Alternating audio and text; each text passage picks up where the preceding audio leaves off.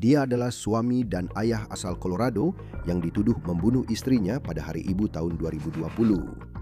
Barry Morphy mengatakan dia tidak melakukannya. Suzanne, jika ada siapapun di luar sana yang bisa mendengar ini, yang menahanmu, tolong, kami akan melakukan apa saja untuk membawamu kembali. Sekarang, dokumen yang baru saja dibuka mengungkapkan apa yang dilaporkan terjadi sebelum penangkapannya tahun lalu. Dan kami mengetahui bahwa Barry Morphy diduga melakukan mengubah identitasnya sepenuhnya sebelum dia ditangkap dan didakwa atas pembunuhan. Apa yang diduga dia katakan kepada seorang wanita yang tinggal bersamanya di Arizona tentang siapa dirinya. Kami mengulas kasus ini yang disajikan oleh Law and Crime. Saya Chris Stewart.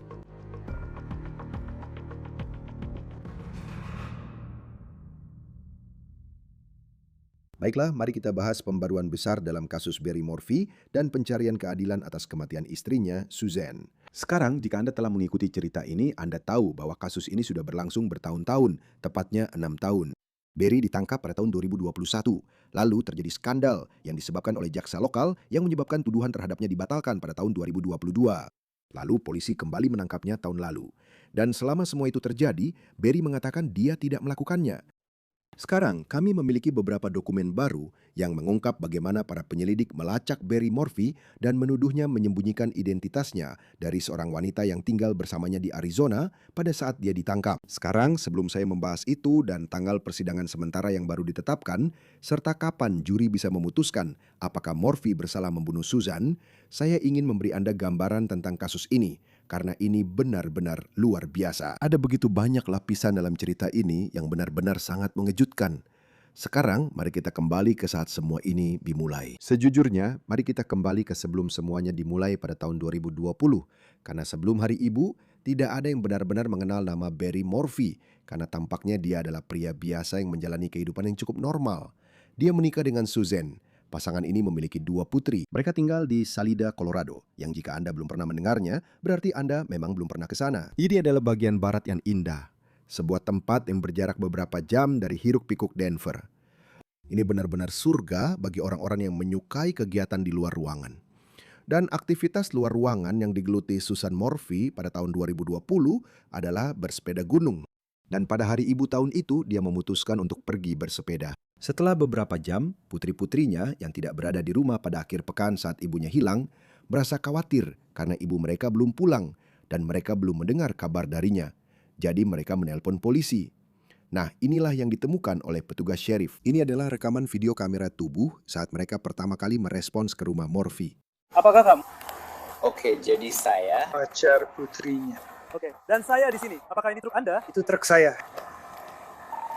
Ini satu keripik. Saya tidak tahu. Saya punya sesuatu di sini. Jadi kamu sama sekali belum melihat ibunya kan? Ya, jadi kedua putrinya sedang tidak ada di sini sekarang. Ayahnya sedang di Denver untuk pekerjaan dan mereka mengirim pesan ke ibunya karena Hari Ibu. Tapi mereka belum mendapat balasan karena pesannya tidak pernah terkirim, seperti belum pernah sampai sejak pagi tadi. Dan dia adalah seorang penggemar berat sepeda gunung.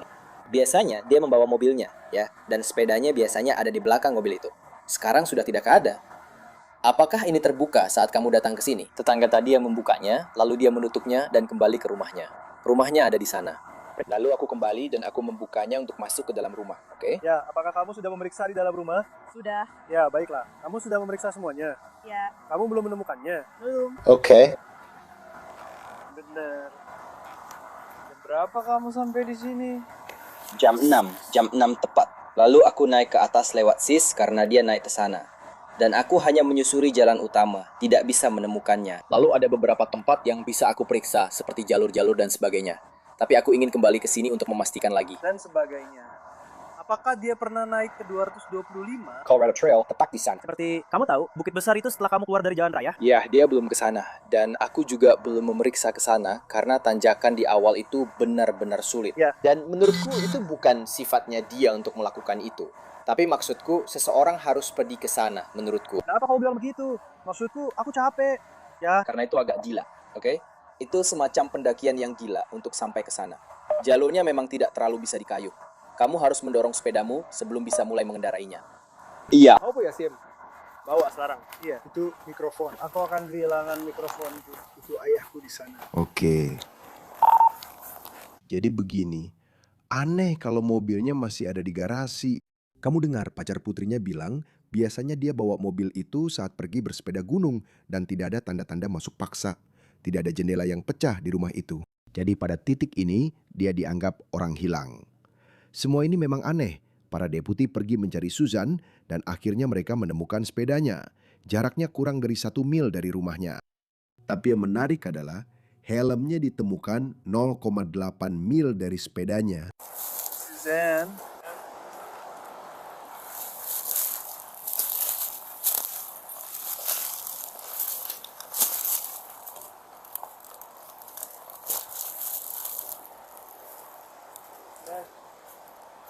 Mungkin dia bisa membawanya ke jalan, lalu mencatat nomor seri atau menelepon suaminya dan menanyakan jenis sepeda yang dia punya. Samuel Cik, ayo.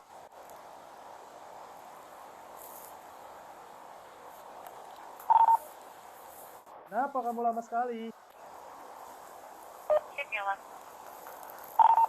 Bisakah kamu coba menelpon suaminya dan menanyakan jenis sepeda yang dia punya? Sekarang aku sedang melihat sebuah Santa Cruz berwarna biru.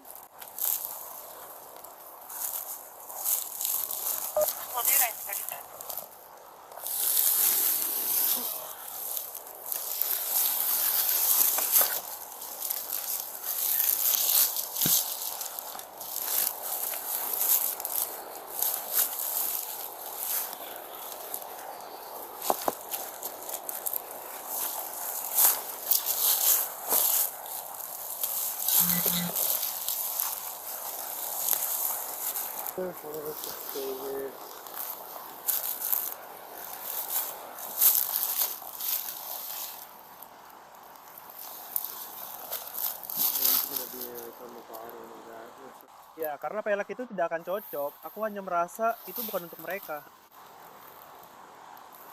Tidak buruk. Ya, ada seorang gadis petani.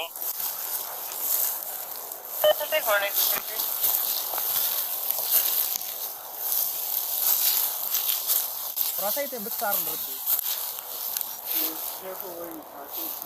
Mungkin kamu harus hati-hati saat menyentuhnya. Semua itu, kamu harus berdiri di sana. Ya, ada sesuatu dengan ban depan ini. Tidak kuat menahan beban, katanya. Ada sesuatu dengan ban depan ini.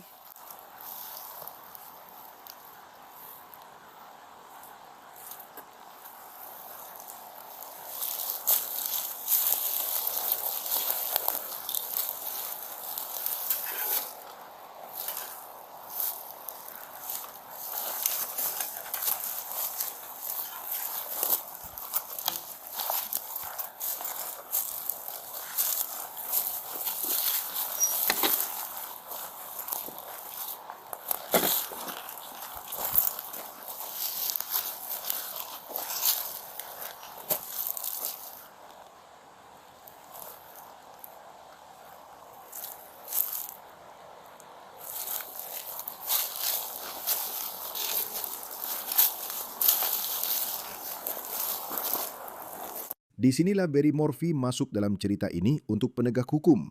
Para deputi menghubungi suami Susan ketika mereka menemukan sepeda ini. Dan Barry, dia bekerja di bidang konstruksi, semacam pekerjaan landscape. Dia sudah berangkat pagi-pagi sekali ke daerah Denver yang jaraknya lebih dari 2 jam untuk sebuah pekerjaan. Dan dia mengatakan kepada para deputi bahwa Susan masih tidur saat dia pergi, sekitar pukul 5 pagi. Dia juga bilang bahwa dia bekerja sepanjang hari. Jadi dia memang tidak berencana berbicara dengan istrinya. Tapi kemudian dia mendapat telepon dari tetangga yang khawatir karena Susan hilang. Jadi ini adalah rekaman video bodycam lainnya. Ini adalah interaksi pertama deputi dengan Barry Morphy saat dia kembali ke daerah Salida. Dan saya ingin Anda mendengarkan baik-baik apa yang dikatakan Barry. Di mana itu? Di mana tempatnya? Itu tepat di sana. Mana itu? Itu seperti tepat di bawah sini, di tanggul kecil ini. Benar. Di sini. Maaf, Jetty. Aku melihat kita punya yang tidak terlihat di sini. Bersamaku. Semuanya akan baik-baik saja. Aku akan mencarinya sekarang juga. Semuanya akan baik-baik saja. Aku di sini bersama putriku. Dia ada di paling atas. Baiklah. Ya, kamu bisa turun ke sana. Tabrakan. Maksudku, sepeda itu terlihat seperti tergeletak. Memang terlihat seperti itu. Tapi sebenarnya tidak terlalu banyak kerusakan pada sepedanya. Itu masalahnya. Itu seperti tidak, kita sedang siaran langsung. Tadi malam aku tidak melihat apapun yang seperti itu. Aku tidak melihat apapun, dan mereka tidak membiarkan kami turun ke sisi lereng itu. Karena kami akan membawa anjing ke sini, tepat di bawah sini. Sekarang, banyak orang telah menunjukkan betapa cepatnya Barry mengatakan, apakah itu singa gunung? Mungkin itu adalah tanda bahaya dalam kasus ini. Itu tampaknya lompatan besar dari orang hilang menjadi, jika mereka telah disakiti, bahwa itu akan menjadi singa gunung yang akan menyerang Susan. Sekarang, petugas itu bertanya kepada Barry tentang harinya. Dia bersepeda setiap hari. Ya, dia bilang dia akan bersepeda ketika dia bangun. Jadi dia masih tidur di tempat tidur saat kamu pergi. Apa kamu sempat pamit atau mengatakan sesuatu padanya? Tidak, dia selanggar-selanggar saja. Oke. Selalu biarkan saja. Jadi terakhir kali kamu benar-benar melihatnya mungkin tadi pagi. Itu saja kan? Iya. Iya, aku sudah di Greenfield. Aku dapat pekerjaan besar di waktu yang pas. Aku di sana seharian. Hati-hati. Maaf, aku harus tenang dulu. Enggak, semuanya baik-baik saja, bro. Kami sedang berusaha sebaik mungkin. Apa mereka sudah memeriksa rumahnya? Iya. Mereka sudah, apa kamu sudah memeriksa seluruh rumahnya? Iya, mereka sudah mengamankan rumahnya. Dan yang kami lakukan adalah menjaga agar orang-orang tidak masuk ke dalam rumah. Karena kalau anjing pelacak datang, mereka ingin mengambil jejak bau dari rumah itu. Jadi mereka tidak ingin mencemari bau itu. Dengan begitu, kita bisa mulai mencoba. Dan aku berjalan ke sini. Seperti yang sudah kukatakan, aku tidak melihat sesuatu yang aneh. Tidak ada yang terlihat seperti itu. Aku bertanya-tanya apakah dia terluka. Mungkin dia tidak bisa naik ke atas bukit. Tapi itu masalahnya. Waktu kami datang ke sini, masih siang kan? Jadi dia ada di sini. Seseorang pasti dengan mudah. Kau tahu maksudku? Karena memang benar-benar persis di bawah sini, seperti ini. Maksudku, kalau kita bisa melihatnya saat datang, pasti orang lain juga bisa melihatnya. Kau tahu?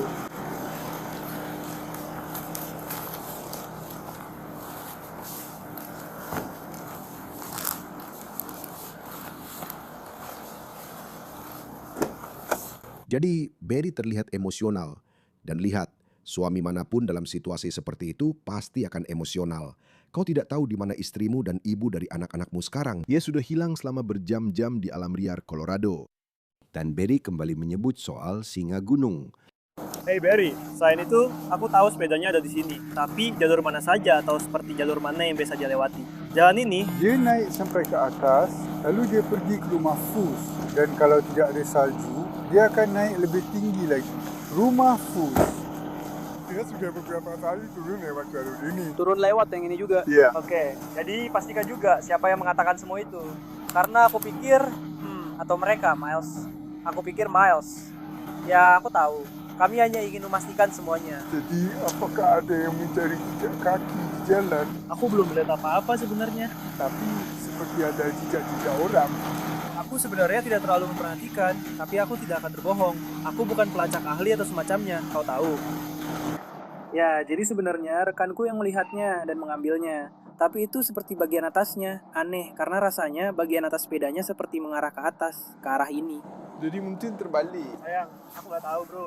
Sekarang deputi yang sudah bicara dengan Barry, dia cukup tenang. Dia nggak kelihatan curiga sama suami Susan saat ini, tapi dia tetap mendatangi dan bicara sama rekan-rekannya. Dan saya ingin kamu perhatikan bagian ini, karena dari kejauhan, kamu bisa lihat Barry mencoba menyentuh sepeda itu. Ada apa dengan jam 4 pagi? Waktunya jam 5. Ya, jadi kami lacak ponselnya dan katanya aktivitas terakhirnya jam 4 pagi. Di sini. Di luar Menara Ponte. Jadi tidak ada harmoni tertentu. Hei, bisakah kamu tidak menyentuh sepeda itu dengan tanganmu? Tolong. Hei teman-teman, Begitulah caranya. Karena aku sudah memakai sarung tangan, aku berusaha untuk tidak begitu. penegak hukum harus mempertimbangkan semua orang yang terlibat, dan kamu bisa mendengar semacam rasa curiga yang halus dalam suara mereka saat mereka membicarakan Barry dan bagaimana sikapnya. Mereka kemudian meminta Barry untuk ikut bersama mereka kembali ke rumahnya. Dan disitulah para penyelidik menemukan beberapa bukti yang cukup signifikan. Ya Pak, saat kita masuk, mari kita langsung menuju ke barang yang dia kenakan hari ini. Dan jangan sentuh apapun untuk berjaga-jaga. Apakah ini tidak terkunci?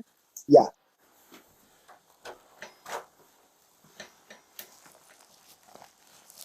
Ada mana itu? Ke sini? Tidak.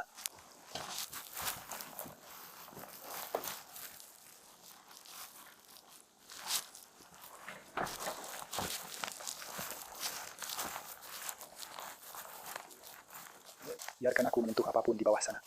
Ini semua miliknya di sini. Ya. Apakah kamu punya kantong plastik? Atau kantong kertas? Aku itu mulut terbuka yang masuk. Maksudku itu kontak langsung dengan kulit. Oke.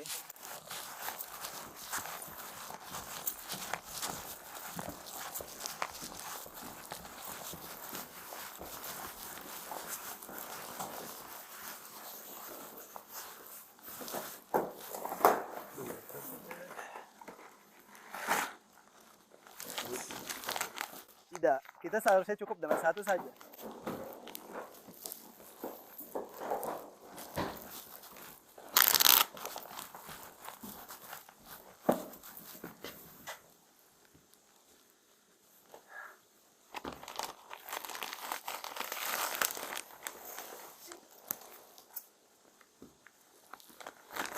Bagaimana? Apakah kamu sudah menyalakan lampu luar?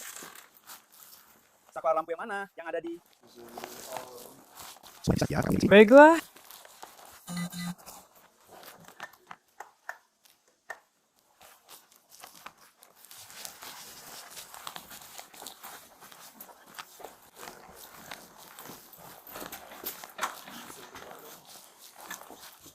Terima kasih.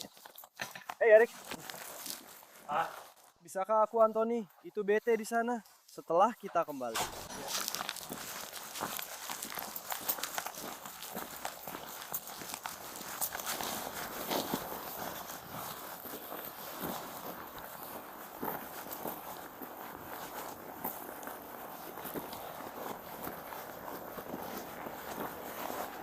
Jadi para deputi mengambil beberapa celana pendek dari rumah dan memasukkannya ke dalam kantong plastik, lalu mereka meminta Barry berjalan menjauh dari rumah. Tapi dengarkan momen ini, dan apa yang tampaknya dikatakan para deputi satu sama lain tentang kemungkinan celana pendek itu berarti lebih dari sekadar pakaian yang dimiliki oleh Susanna. Tapi kamu mengambil celana pendeknya. Ya. Karena aku sudah bersepeda gunung. Ya. Seperti celana pendek berbantalan yang kamu ingat. Iya. Ya. Jadi aku penasaran. Ya, aku salah tapi Deputi Sheriff itu memegang celana pendek sepeda gunung di tangannya di dalam tas itu. Dan itu jenis celana pendek yang biasanya dipakai seseorang saat mereka bersepeda gunung. Jadi kenapa celana pendek itu ada di rumah dan bukan bersama Susan yang pergi bersepeda hari itu?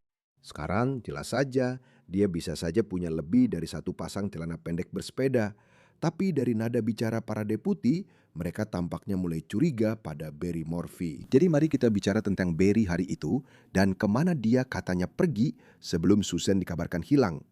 Dia bilang dia sedang dalam perjalanan kerja. Dia bilang dia pergi pagi-pagi sekali sebelum fajar. Tapi para penyidik, mereka berbicara dengan rekan kerjanya. Dan disinilah semuanya mulai terasa aneh. Karena rekan kerjanya itu bilang mereka seharusnya baru ke daerah dekat Denver pada Minggu malam. Dan karyawan itu serta Barry sebenarnya seharusnya pergi bersama. Tapi Barry atas inisiatif sendiri memutuskan untuk bangun pagi-pagi sekali dan berangkat sekitar jam 5. Rekan kerjanya kemudian mengatakan saat dia akhirnya sampai di Denver, Barry tidak membawa alat-alat yang mereka butuhkan untuk pekerjaan ini. Dan tidak ada pekerjaan yang dilakukan setelah dia tiba di Denver. Sekarang setelah melihat rekaman kamera pengawas, para deputi mengatakan bahwa Barry Morphy menghabiskan kurang dari setengah jam di lokasi pekerjaan. Dia menghabiskan hari itu dengan berkeliling kota, diduga 2,5 jam dari rumahnya.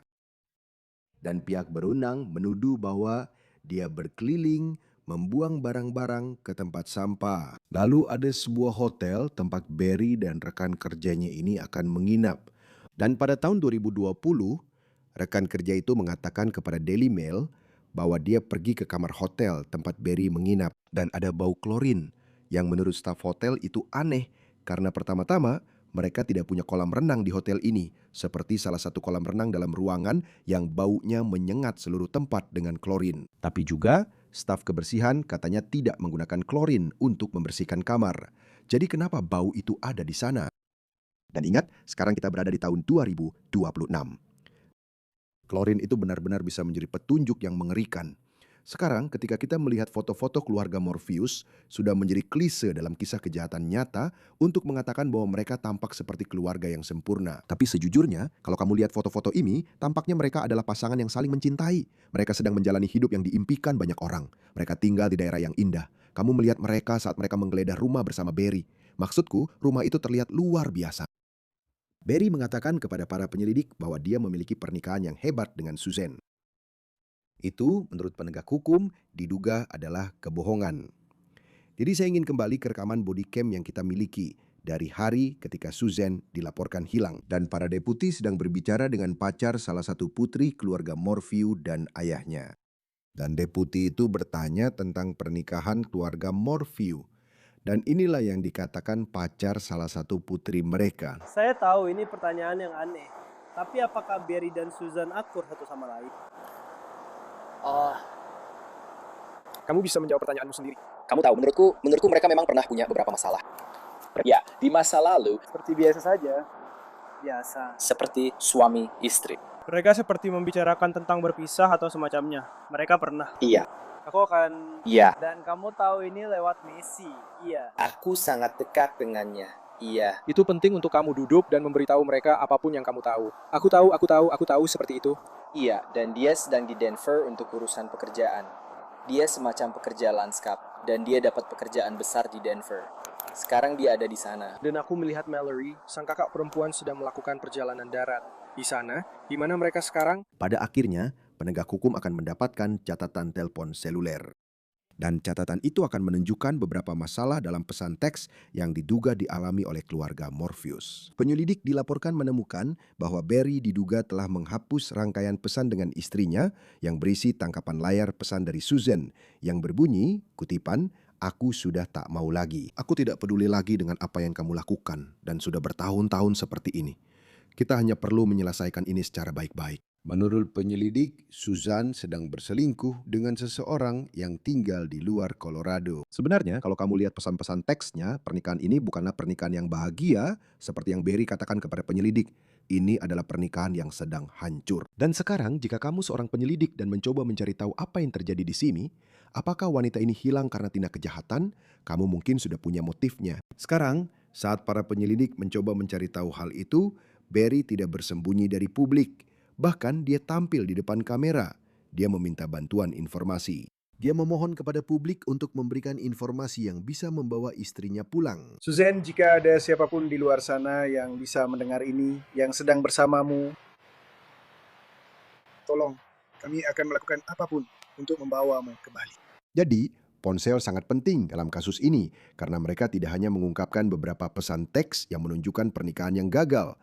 Para penyelidik mengatakan ponsel menunjukkan jauh lebih banyak. Jadi, Barry Morphy tampaknya diduga mematikan ponselnya pada 9 Mei pukul 14.47.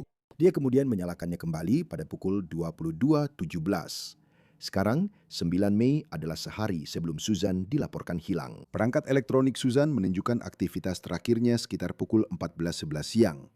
Ponsel Barry kemudian mati sekitar pukul 16.00. Pukul 04.37 pagi keesokan harinya, sebelum dinyalakan kembali pada pukul 05.37 saat dia menuju ke Denver untuk perjalanan kerja yang katanya itu. Data dari truk Barry juga diduga menunjukkan beberapa aktivitas yang cukup aneh, seperti pukul 03.25 pagi hingga 03.49 pagi pada 10 Mei. Saat itu Barry mengatakan dia sedang tidur. Penyelidik mencatat bahwa ponsel Barry menunjukkan sinyal berpindah-pindah di sekitar rumah pada saat ponsel itu aktif selama pukul 2 siang pada 9 Mei. Ini adalah gambar dari apa yang diajukan sebagai barang bukti. Barry mengatakan bahwa dia sedang mengejar tupai di sekitar rumah dengan senapan, sementara Susan sedang berjemur. Sekarang ada juga bukti ini yang sangat berkaitan dengan apa yang sedang dihadapi Barry saat ini. Lihat ini. Ini adalah tutup jarum. Dan ini berasal dari anak panah penenang yang ditemukan pihak berwenang di mesin pengering yang mereka yakini berasal dari pakaian Barry. Penyidik menangkap Barry pada tahun 2021 dan mereka percaya bahwa yang sebenarnya terjadi adalah Barry menembak Susan dengan senapan penenang lalu mengejarnya di sekitar rumah sampai dia pingsan. Lalu dia diduga membunuhnya dan membuang jasadnya. Putri mereka yang tinggal di rumah itu juga sedang berada di luar kota pada akhir pekan saat semua ini diduga terjadi. Kemudian putri mereka yang satunya lagi sedang kuliah, jadi dia juga tidak ada di rumah. Jadi, kamu mendengar semua itu. Dan sekali lagi, kita kembali ke tahun 2021-2022 pada titik ini. Dan seaneh apapun kamu menggambarkan aktivitas Barry pada saat Susan menghilang, mari kita akui, ini adalah kasus yang berdasarkan bukti tidak langsung. Kita tidak tahu apa yang terjadi pada Susan. Ada banyak bukti yang mengarahkan para penyelidik ke Barry Morphy, tetapi pada titik ini, semuanya masih menjadi misteri besar. Mereka tidak memiliki jasad Susan. Dan tuduhan yang awalnya dihadapi Barry ketika dia ditangkap setelah dugaan pembunuhan Susan, tuduhan itu tidak bertahan. Tapi ini sangat penting. Tuduhan itu tidak bertahan, dan itu bukan karena kurangnya bukti. Pada bulan April 2022, tepat sebelum Barry dijadwalkan menjalani sidang atas tuduhan pembunuhan, jaksa mengatakan mereka tidak bisa melanjutkan persidangan dan mereka meminta agar tuduhannya dibatalkan karena ternyata jaksa penuntut tidak menyerahkan bukti kepada pihak pembela dan beberapa saksi dari pihak penuntut dilarang memberikan kesaksian. Dan jaksa penuntut itu, namanya Linda Stanley, akhirnya dicabut izin praktek hukumnya karena hal itu dan Barry pun bebas. Tapi hakim memang mengatakan bahwa jaksa suatu hari nanti bisa mengajukan kembali tuntutan. Jadi pada saat itu, Barry Morphy tidak menghadapi tuntutan apapun. Dia bebas pergi. Dan tidak jelas apa yang terjadi pada Susan. Tidak jelas apakah Barry akan menghadapi tuntutan lagi. Segalanya akan berubah secara besar-besaran dalam cerita ini. 22 September 2023. Itulah hari ketika jenazah Susan Morphew ditemukan di kuburan dangkal beberapa ratus kaki dari jalan. Para penyelidik mengatakan sebagian besar tulangnya berhasil ditemukan, tetapi tulang-tulang itu sangat memutih. Sekarang, memutih bisa berarti beberapa hal yang berbeda. Kami secara rutin menghadirkan Joseph Scott Morgan di acara ini. Dia adalah mantan pemeriksa medis, Anda tahu. Benar-benar salah satu nama terbesar dalam dunia true crime untuk bidang investigasi kematian. Dan kami pernah membahas hal ini di episode sebelumnya, dan dia mengatakan bahwa tulang bisa menjadi putih karena terpapar sinar matahari. Tapi Anda juga memikirkan petunjuk yang dilaporkan oleh Daily Mail tentang rekan kerja di hotel yang ada di dekat Denver. Bau klorin di kamar hotel itu. Apakah Barry mungkin mencoba untuk menutupi dugaan kejahatan dengan menggunakan pemutih? Kita masih menunggu informasi lebih lanjut dari jaksa mengenai bagian itu. Sekarang bersama dengan tulangnya, para petugas mengatakan bahwa mereka menemukan port infus untuk terapi kanker pada Susan, yaitu alat yang digunakan pasien untuk menerima obat seperti infus, serta pakaian bersepeda yang memang biasa ia kenakan. Jadi dakwaan yang sekarang dihadapi Barry menyatakan bahwa pakaian tersebut tidak menunjukkan bukti pembusukan, yang menurut mereka berarti Susan tidak mengenakan pakaian itu saat tubuhnya membusuk. Dan tidak ada bukti yang menunjukkan bahwa tempat di mana dia ditemukan adalah lokasi makam asli tempat dia membusuk. Kutipan, ahli antropologi forensik berpendapat bahwa berdasarkan faktor-faktor ini, kecil kemungkinan Susan terurai dari jasad yang masih utuh hingga menjadi kerangka di lokasi ini.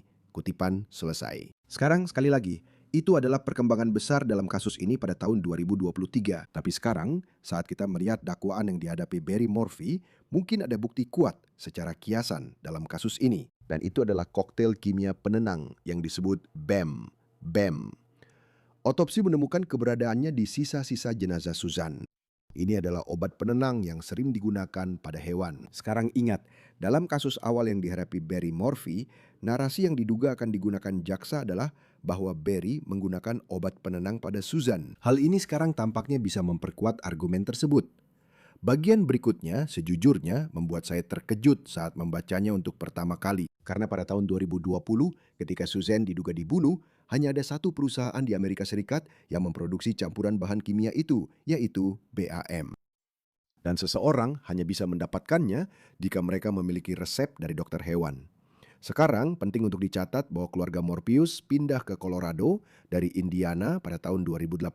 Dan saat itu, Barry bekerja sebagai peternak rusa menurut dakwaan dan dia membeli BAM pada tahun 2018 sebelum mereka pindah ke Colorado. Para penyelidik mencari tahu siapa lagi di daerah sekitar yang telah membeli BAM. Dan bagian ini adalah bagian yang membuat tercengang. Kutipan. Catatan lebih lanjut menunjukkan bahwa tidak ada warga sipil atau bisnis swasta lain di daerah sekitar yang membeli resep BAM dari tahun 2017 hingga 2020.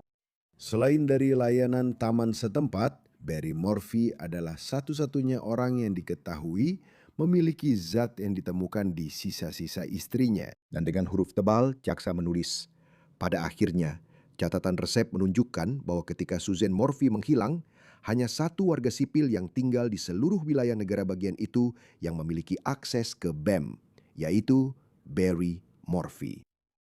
Grand jury mendakwa Barry Morphy atas dugaan pembunuhan istrinya Suzanne. Dan sekarang kita mengetahui seperti apa bulan-bulan menjelang penangkapan Barry. KMGH TV dari Denver memiliki catatan pengadilan baru yang menunjukkan bahwa pada Februari 2025, beberapa bulan sebelum Barry ditangkap pada bulan Juni, penegak hukum Colorado menghubungi rekan mereka di Arizona dan meminta bantuan untuk melacak seseorang yang tinggal di negara bagian mereka. Dan orang itu adalah Barry Morphy. Dan mereka bahkan mendapatkan surat perintah yang memungkinkan mereka memasang pelacak GPS di mobil Barry. Sekarang Barry, sejauh kehidupan pribadinya, dikabarkan telah memulai kehidupan baru di Arizona. Bisa dibilang lembaran baru, karena tuduhan-tuduhan itu telah dibatalkan. Dia sebenarnya tinggal bersama seorang wanita pada saat penangkapannya di bulan Juni 2024. Dia ditahan setelah diberhentikan dalam sebuah razia lalu lintas. Dan ini adalah rekaman video saat dia masuk ke kantor syarif setempat. Sekarang, hal yang menarik adalah wanita yang tinggal bersamanya diduga mengatakan kepada penyidik bahwa Barry memberitahunya bahwa namanya bukan Barry. Dia menggunakan nama Lee Moore. Tapi dia mengatakan 5 hari sebelum dia ditangkap, Barry diduga mengungkapkan kepadanya apa nama aslinya. Dan dia juga memberitahunya bahwa istrinya telah diculik di Colorado. Sekarang jika Barry telah memberinya nama aslinya, pencarian Google sederhana jelas akan menunjukkan siapa dia dan apa yang pernah dia tuduhkan. Jadi mungkin dia ingin menyembunyikan bagian hidupnya itu. Mungkin saja hal itu bisa menjadi penghalang ketika ingin memulai sebuah hubungan jika dia tahu tentang hal itu. Tapi di sisi lain, wanita itu mengatakan kepada polisi bahwa dia bertemu dengan Barry pada bulan Desember 2024 dan mereka mulai tinggal bersama pada bulan Mei 2025. Jadi kenapa dia diduga baru mengaku tentang nama aslinya hanya 5 hari sebelum dia ditangkap? Sekarang ketika Barry kembali ke Colorado, dia muncul di pengadilan. Ini terjadi pada tahun 2025 setelah dia ditangkap. Dan ketika dia kembali ke Colorado, dia memperlihatkan senyum lebar kepada seseorang di antara penonton. Sekarang setidaknya salah satu putrinya tetap berada di sisinya, mendukung ayah mereka selama seluruh penyelidikan atas kematian Suzanne. Dan diyakini bahwa salah satu putrinya lah yang menjadi sasaran senyumannya. Sekarang sebagian besar terdakwa kasus pembunuhan tidak diizinkan menunggu persidangan mereka di luar sel penjara. Tapi kali ini, Barry Morphy berhasil membayar uang jaminan. Awalnya, hakim dalam kasus ini menetapkan uang jaminan Morphy sebesar $3 juta tunai saja. Itu sangat sulit untuk dipenuhi. Tapi kemudian uang jaminan itu diubah menjadi jaminan penanggungan pada musim gugur lalu. Dan itu membuka jalan bagi Barry untuk keluar dari penjara yang akhirnya bisa dia lakukan beberapa minggu kemudian di bulan September. Saat ini dia sedang dalam pemantauan elektronik. Dan kami baru saja mengetahui berapa lama lagi sampai kita melihat Barry Morphy diadili. Barry hadir secara virtual di pengadilan Colorado minggu ini. Morphy awalnya dijadwalkan akan diadili pada bulan Oktober tahun ini, tetapi tim pembelanya meminta lebih banyak waktu. Mereka meminta penundaan karena banyaknya bukti yang menurut mereka perlu ditinjau dalam kasus ini. Namun pihak penuntut menolak permintaan tersebut. Mereka mengutip kekhawatiran saudara-saudara Suzanne yang khawatir bahwa Barry berisiko melarikan diri. Mereka juga khawatir tentang jadwal persidangan. Mereka mengatakan bahwa mereka sudah memiliki rencana untuk berada di Colorado untuk persidangan ini. Tidak peduli berapa lama persidangan berlangsung di bulan Oktober. Dan kemudian mereka juga membicarakan tentang penderitaan yang mereka rasakan karena harus menghadapi semua ini yang terus berlarut-larut. Hakim memihak pada pihak pembela. Dan sekarang persidangan Barry mungkin baru akan dimulai pada pertengahan atau musim panas tahun 2027. Dan para pengacara akan kembali ke pengadilan bulan depan untuk membahas kapan persidangan ini benar-benar bisa dimulai. Sekian untuk On The Case dari Law and Crime. Ikuti kami di YouTube dan Spotify. Kami juga tayang di Peacock. Saya Chris Stewart.